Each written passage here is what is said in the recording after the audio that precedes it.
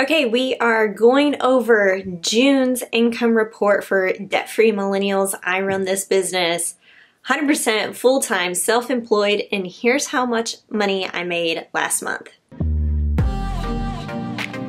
Hey guys, it's Justine with Debt Free Millennials, the channel to help you crush your debt and live payment-free. After I became debt-free and after a move across country from Kansas to California, I really was at a crossroads in my career. I was doing marketing primarily, and since then I've pivoted from working in a corporate office to running my own independent contracting business as a marketing consulting to this right here. So here is what happened in June and how much money I have made with Debt Free Millennials. Okay, to start things off here, I have my digital products, which includes my budget boot camp, my workbook, and my debt-free course. And the income I brought in last month was $591, and that totaled 6% of my total revenue. Then YouTube, Google AdSense. This was bananas. $1,468, which was 16% of my total revenue. This is definitely the most I've ever received from YouTube since I started monetizing my channel last March, so over a year ago. Now last month I had reported that I was close to $1,000 in YouTube earnings. This past month, just blew that out of the water. So I'm really, really happy. The one thing that I've heard from other content creators and people who are self-employed, they've consistently told me to not rely on the YouTube ads. But here's the thing, like, that money is significant, especially right now when I'm still ramping up my business. So I'm actually really, really thankful that I've gotten more revenue from the YouTube ads, and I hope this continues for next month. Okay, the next thing are the affiliates. So that brought in $1,829 at 20% of my total revenue. Affiliates are awesome because I love doing product reviews. I love showcasing products that I personally use and then sharing my affiliate link and then sharing, that commission or, giving people discounts using my link. So affiliates has been really rock solid. The next one are my freelance gigs, and that totaled $5,450 at 58% of my revenue. I'm primarily writing blog posts and creating video content for other clients. So the total for the month of June was $9,338. This was a little bit less. Actually, this was a lot less. I don't know how you want to look at it, but it was $4,000 less than what I made in the previous month. And I'll get into why that was and why I'm absolutely okay with this amount. I think this is a great amount of money to earn in the month, and I feel really happy about it. So speaking of happy, let's go over the wins. Okay, so the wins. Summertime and the living's easy. I really do feel that way. The first thing was YouTube. So YouTube subscribers has just been insane lately. So I started off the month of June with 18,000 subs, then 19,000. Now, I think I am at 20,000 subscribers. I have to check. But this has been such an explosion of growth for the channel. And I was looking through my analytics yesterday, and it seems like because I'm producing more videos in the week, that YouTube is picking that up and then recommending my videos to an outside audience. So not just those who might be subscribed. By the way, if you aren't subscribed, you better go ahead and subscribe right now, because I love building this community of like-minded millennials who want to become debt-free or are debt-free. And I think YouTube has really played a big role in my business. So yes, thank you for subscribing. The next win is I had a potential client reach out cold never talked to this person before, never talked to this company, and they were interested in having me produce more videos for them, and it sounded really good. I have to admit though, things got a little awkward with the conversation. I'm not sure if this person is watching. It got awkward when it came down to price, and I really wanted to focus on negotiating what I thought I was bringing to the table as valuable and staying firm on my price and not going beneath what I thought was worth my time. And so I haven't heard from this client, this potential client, since, and that was like, I don't know, 2-3 weeks ago. So who knows, maybe they found somebody who can do the work for a lot less money, or if they're having second thoughts, or maybe they scrapped the project altogether. But I'm still here. I'm still interested. Okay, the next thing was I stayed firm on my freelancing rates. I did have another client that I was writing for maybe like once a month, not even that much. And they said that they were letting go of people due to the pandemic, but they did want me to stay on as a freelance writer. However, they would have to decrease my rate. And so we kind of went back and forth, and I said, listen, I'll only do it if it meets these certain requirements. So think about, like, I thought about the word count that I would have to write, and then how much time it would take for me to spend writing that blog post for it to be worth my while. So that's kind of what I negotiated with that client, and they seemed okay with it.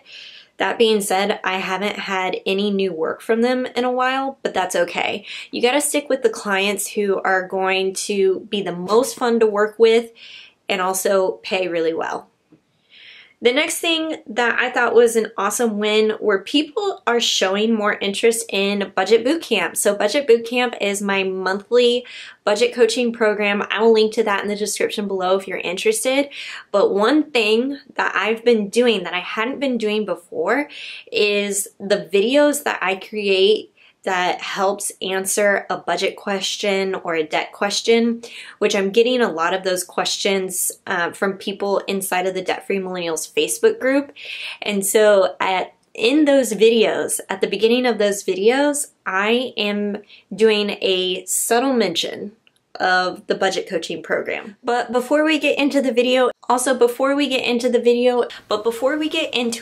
you want to work with me one-on-one to have your personal money questions answered, we can do so through my program, Budget Bootcamp. It's one-on-one budget coaching program, Budget Bootcamp. I will link to that below if you're interested, but let's go ahead and hop into the video. And it's actually working. So I thought this was a great blend of providing a lot of free value and then also saying, if you want to go deeper, let's work together on in this program and have a commitment to it. So Budget Bootcamp has been going really well, and people are showing more interest because I'm starting to infuse that message into some of my videos.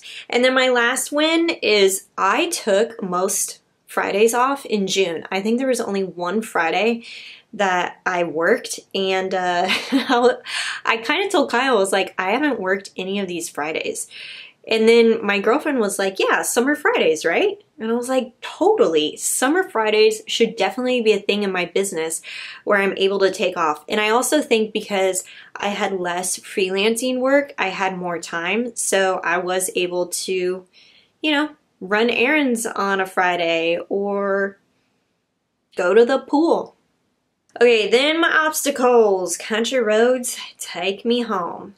Okay, I didn't have too many obstacles, but there is one in particular that's been weighing on my mind, and that is the Freedom Project. The Freedom Project is my debt-free course. It is available, and I actually built this course before I really started building Debt Free Millennials and building the audience. So I built something that I didn't necessarily know that anybody wanted, and because of that, I really haven't made consistent sales with the Freedom Project. And so in the past 6 months, I think I've had like maybe 3 course sales, and I want to be transparent with you guys because I wanted to build this course to have it be like millennial to millennial. This is how I got out of debt. This is how I was able to use these tools to pay off student loan debt, and I'm going to give it to you inside of this course. And I just feel like maybe a lot of you, tell me below, maybe a lot of you have already looked at like Dave Ramsey's FPU, or maybe you've read a book and you're doing your own research and you already have a plan in place. So I don't know if I'm gonna completely do away with the course, but maybe not linking to it.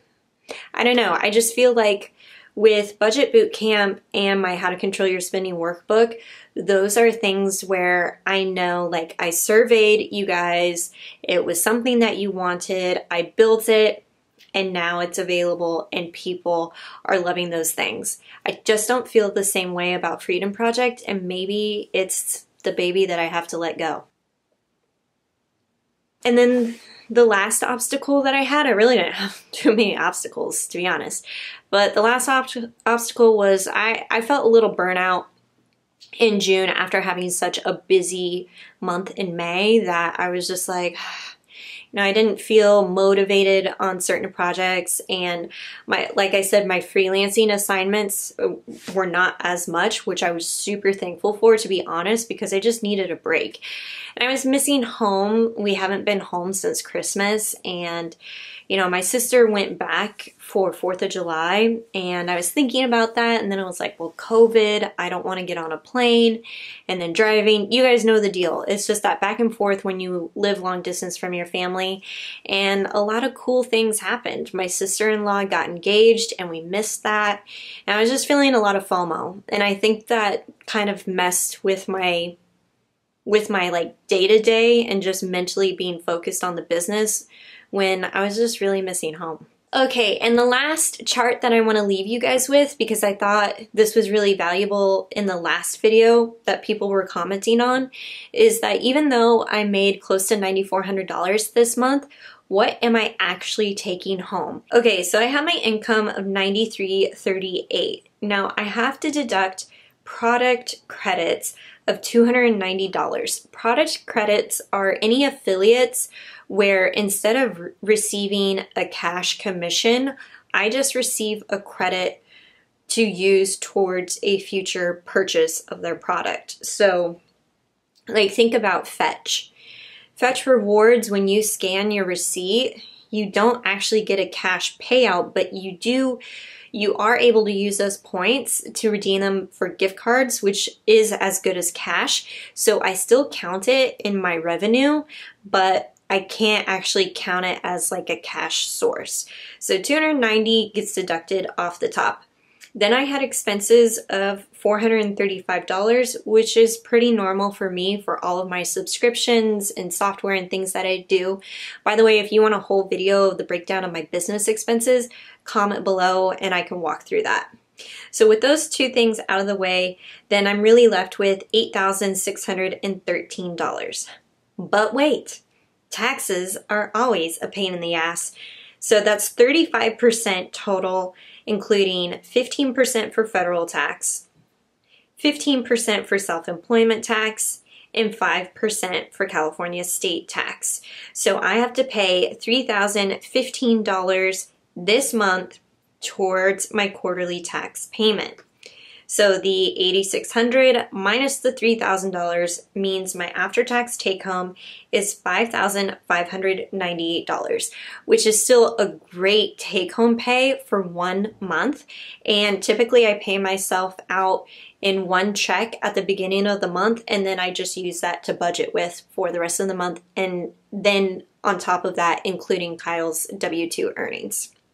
Now, keep in mind, I also have business savings, so part of this after-tax take-home, I may set aside a couple $100 for my own business savings, such as I'm saving up for a new camera lens, and guys, camera lenses are mad expensive.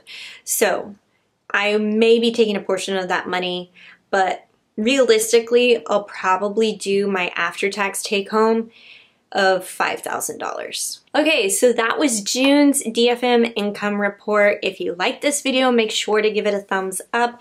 If you're continuing to like these episodes where I am breaking down my income as a self-employed business running 100% of the time.